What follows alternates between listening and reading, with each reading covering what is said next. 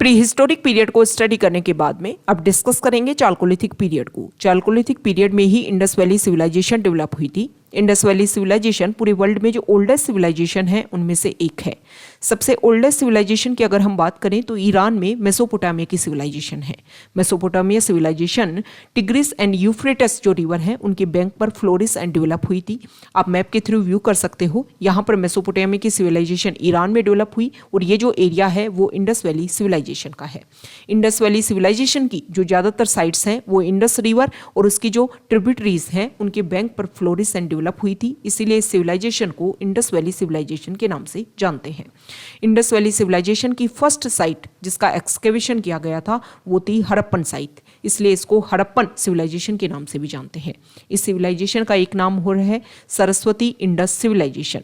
इसका कारण ये है कि 1947 में जब हम इंडिपेंडेंट हो गए थे और इंडिया दो पार्ट में डिवाइड हुआ था, इंडिया एंड पाकिस्तान, तो हमने ये देखा कि इंडस वैली सिविलाइजेशन की ज़्यादातर जो साइट्स हैं वो पाकिस्तान में चली गई। इसलिए आर्कियोलॉजिकल सर्वे ऑफ इंडिया ने सरस्वती रिवर जो इंडिया में एक डोरमेंट स्टेज में प्रेजेंट है उसके बैंक के ऊपर बहुत सारी साइट्स को एक्सप्लोर किया, डिस्कवर किया और इसीलिए इस सिविलाइजेशन को सरस्वती इंडस सिविलाइजेशन के नाम से भी जानते हैं। अब ये तो हो गई जनरल अवेयरनेस की बात। अब हम डिस्कस करेंगे इंडस वैली सिविलाइजेशन के इंपॉर्टेंट फीचर्स जहां से हमारे मेंस में क्वेश्चंस बन सकते हैं। यूपीएससी मेंस जिसका जो जीएस पेपर 1 होता है जहां पर हिस्ट्री, आर्ट एंड कल्चर से रिलेटेड क्वेश्चन पूछे जाते हैं, वहां पर डायरेक्टली यहां से क्वेश्चन आ सकते हैं। और स्टेट पीसीएस के जो एग्जाम होते हैं वहां पर भी हिस्ट्री से रिलेटेड क्वेश्चन में इंडस वैली सिविलाइजेशन के जो इंपॉर्टेंट फीचर्स हैं उनको लेकर के क्वेश्चन आ सकते हैं। जो अदर एग्जाम्स होते हैं वहां पर इंडस वैली सिविलाइजेशन की जो इंपॉर्टेंट साइट्स हैं उनको लेकर के क्वेश्चन पूछे जाते हैं, उनको अभी हम डिस्कस करने वाले हैं। इंपॉर्टेंट फीचर्स में अगर हम बात करें तो इंडस वैली सिविलाइजेशन एक अर्बन सिविलाइजेशन थी। ये सारे इंपॉर्टेंट फीचर्स आपको याद होने चाहिए। दूसरा इंपॉर्टेंट फीचर ये है कि यहाँ पर जो भी टाउन प्लानिंग की गई, मतलब जो भी टाउन यहाँ पर डेवलप हुए थे वो वेल प्लान थे, मतलब ग्रिड सिस्टम के अंडर उनको वेल प्लान तरीके से डेवलप किया गया था। और ये एक कंटिन्यूइंग फीचर है। प्रेजेंट टाइम में भी हमारी जो चंडीगढ़ सिटी है उसको वेल प्लान तरीके से डेवलप किया गया था। ओके, ये कंटिन्यूइंग फीचर इसलिए हम डिस्कस कर रहे हैं कि मेंस में आपको कनेक्ट करके क्वेश्चन इस तरीके से पूछ लेंगे कि इंडस वैली सिविलाइजेशन के कौन से फीचर ऐसे हैं जो प्रेजेंट टाइम में भी हम फॉलो कर रहे हैं। तो एक तो ये फीचर है कि प्रेजेंट टाइम में भी हम जो हमारी सिटीज हैं उनको वेल प्लान तरीके से डेवलप करने की, एस्टेब्लिश करने की कोशिश कर रहे हैं, जैसे कि प्रेजेंट टाइम में स्मार्ट सिटी स्कीम जो है। इसके अलावा जो इंडस वैली सिविलाइजेशन है उसमें बर्न्ट ब्रिक्स को यूज़ किया गया था। कंटिन्यूइंग फीचर है। आज भी हम हमारी कंस्ट्रक्शन साइट्स, हमारे जो हाउसेज हैं वहाँ पर बर्न्ट ब्रिक्स यूज़ की जाती हैं। ओके, लेकिन जो ईरान की मेसोपोटामिया की जो सिविलाइजेशन हमने देखी वहाँ पर मड ब्रिक्स को यूज़ किया गया था। मड ब्रिक्स मतलब उनको पकाया नहीं गया था, उन ब्रिक्स को सिर्फ कच्ची मिट्टी से जो ब्रिक्स बनी थी उन्हीं का यूज़ किया गया था यहाँ पर हाउस बनाने के लिए।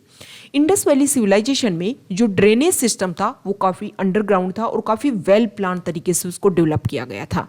इससे पता चलता है कि उस इंडस वैली सिविलाइजेशन में सैनिटेशन, हाइजीन का हाई लेवल पर ध्यान रखा गया था।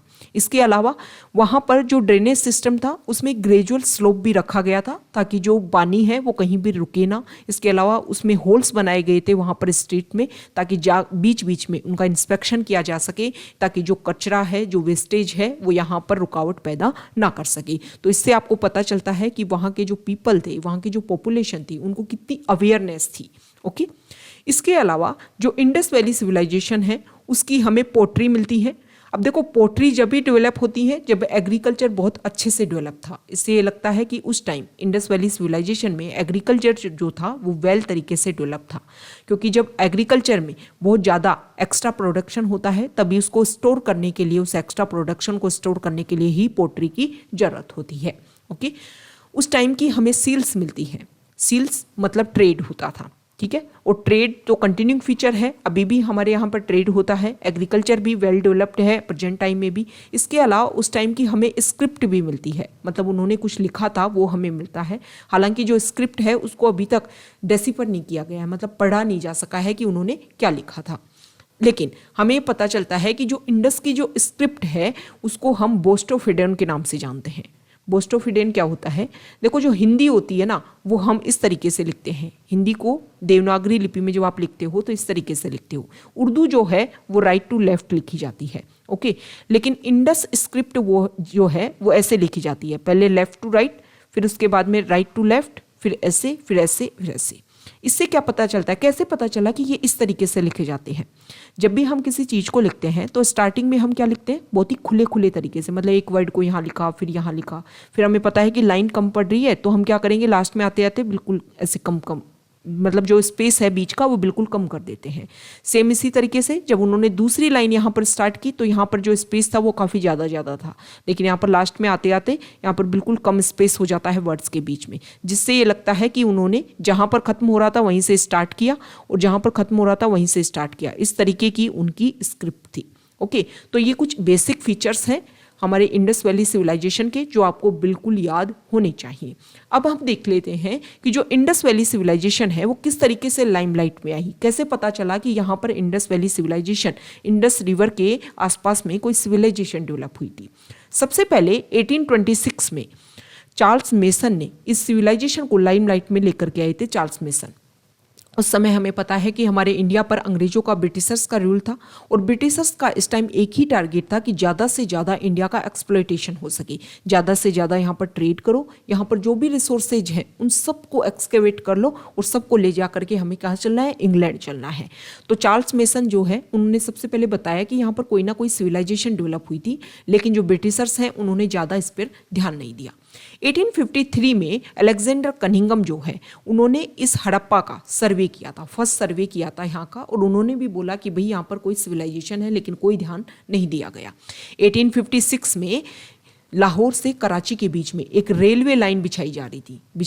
रेलवे लाइन बिछाई जाने का एक ही कारण था कि ज़्यादा से ज़्यादा ट्रेड हो, जो डिस्टेंट एरिया है वहाँ पर जो भी रिसोर्सेज हैं उनको मेन सिटीज तक लाया जा सके और मेन सिटी से फिर ट्रेड के थ्रू उनको यूके, इंग्लैंड ले जाया जा सके, इसलिए रेलवे लाइन बिछाई जा रही थी। जॉन बर्टन और विलियम बर्टन दो भाई थे इंजीनियर, उन्होंने इस एरिया के बारे में पता किया और उन्होंने जो हड़प्पन साइट है वहाँ पर जो बर्न्ट ब्रिक्स हैं उनको एक्सकेवेट करके उनको इस रेलवे लाइन में यूज भी किया था।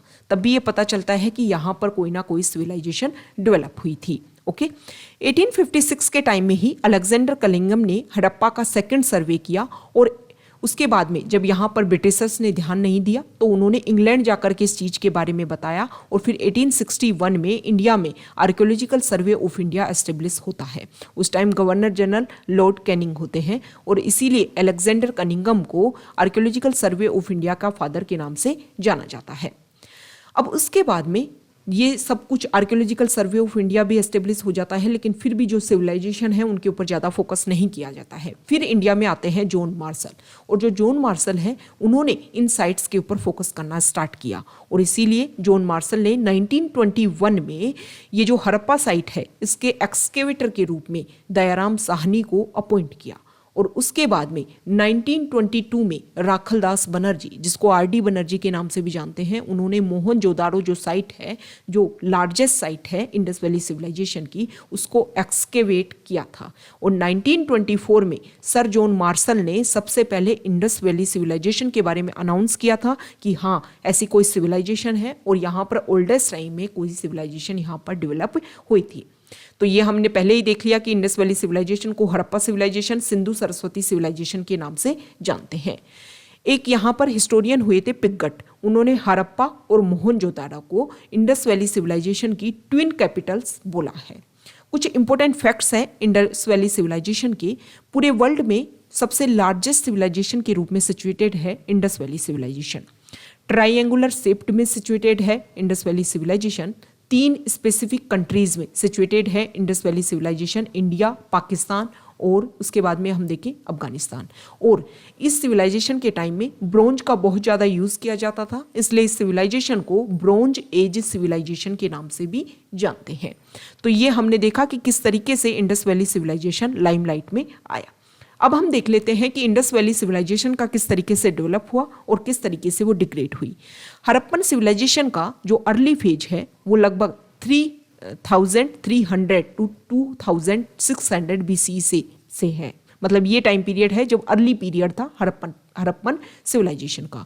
मैच्योर हड़प्पन जो फेज है वो 2600 से 1900 बीसी के बीच का है, और लेट हड़प्पन जो फेज है वो 1900 से 1500 बीसी का है। मतलब एक तरीके से यहाँ पर जो हड़प्पन सिविलाइजेशन है वो डिग्रेड अवस्था में, एक तरीके से खत्म होने के कगार पर या डिस्ट्रॉय अवस्था में यहाँ पर आने लग गई थी। अब इंडस वैली सिविलाइजेशन की बहुत सारी साइट्स हैं, तो यहाँ पर क्वेश्चन इस तरीके से आ सकता है कि उसका एक्सटेंशन आप बताइए। सबसे नॉर्दर्न मोस्ट जो साइट है वो है कश्मीर में चेनाब रिवर के बैंक पर, उसका नाम है मांडा। सबसे सदर्न मोस्ट साइट का नाम अगर देखें तो महाराष्ट्र में दैमाबाद, ये प्रवरा जो रिवर है उसके बैंक के ऊपर डेवलप हुई थी। और यहाँ पर ईस्टर्न मोस्ट साइट का अगर हम देखें तो यूपी में जो मेरठ है वहाँ पर है आलमगीरपुर, और हिंडन जो रिवर है उसके बैंक के ऊपर ये साइट डेवलप हुई थी। और सबसे वेस्टर्न मोस्ट साइट की अगर हम बात करें तो पाकिस्तान में है सुत कांगडोर, और ये दास्क जो रिवर है उसके बैंक के ऊपर फ्लोरिश हुई थी। इस चीज़ से आपको पता चलता है कि उस टाइम जो भी सिविलाइजेशन डेवलप हुई थी वो कोई ना कोई रिवर के बैंक के ऊपर फ्लोरिश हुई थी। इसका मेजर रीजन ये है कि वाटर की अवेलेबिलिटी, कि वाटर जो है वो इजीली अपने जो डेली यूज़ के लिए, और जो अगर हम इरिगेशन करें, एग्रीकल्चर प्रोडक्शन करें तो उसके लिए भी वाटर इजीली अवेलेबल हो सके। तो इंडस वैली सिविलाइजेशन का एक्सटेंशन को इस तरीके से हमने व्यू किया। इंडस वैली सिविलाइजेशन की जो इंपॉर्टेंट साइट्स हैं उनको हम नेक्स्ट वीडियो में डिस्कस करेंगे। अगर आप यहाँ तक आए हो, वीडियो आपको अच्छा लगा है तो प्लीज़ वीडियो को लाइक कीजिए, शेयर कीजिए और चैनल को सब्सक्राइब कीजिए। Okay, thank you.